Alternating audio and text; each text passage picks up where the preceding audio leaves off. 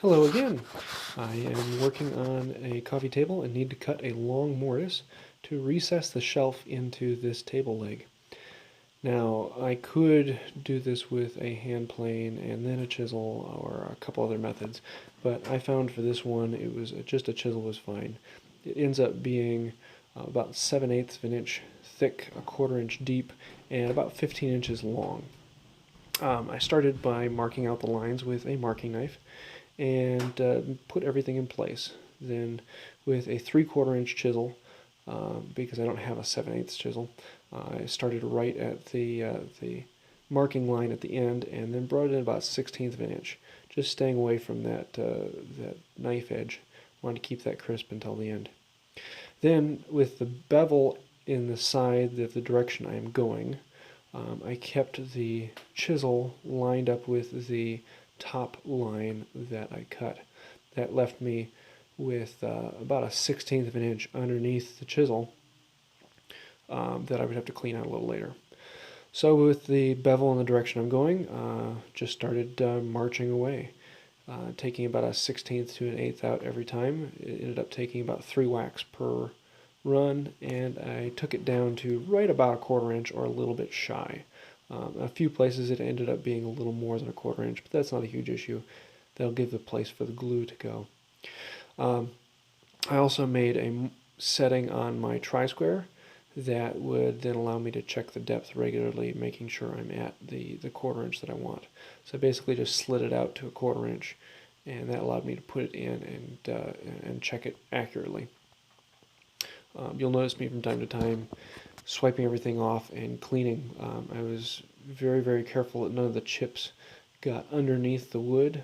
Part of the reason why you see the towel there, it created a bit of a gap, so if the wood ever bounced, nothing would ever get underneath it. But even that being said, I like to pull it out and clean it up from time to time. Also keeping the floor clean. It tended to be a little bit boring and a little bit tedious, but for the most part, it worked out fairly well. As I get close to the end of the line here, I rotate the chisel around and clean it up a little bit, and I take it about a 1/16 inch away from that marking line, and then go back to the other end and clean up that end a little bit. This one I ended up taking right to the knife edge so that I could test it with the shelf.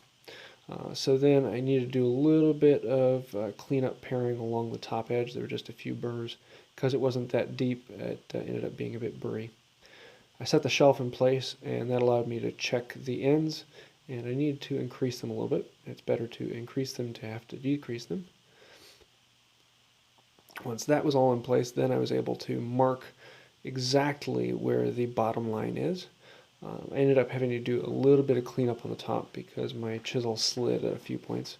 So that is basically what I'm doing here. Just taking some hairs off to give it a nice tight fit. Marking the bottom side, giving me an exact point of where the chisel needs to be. And then I was able to run the chisel down that edge and clean everything off.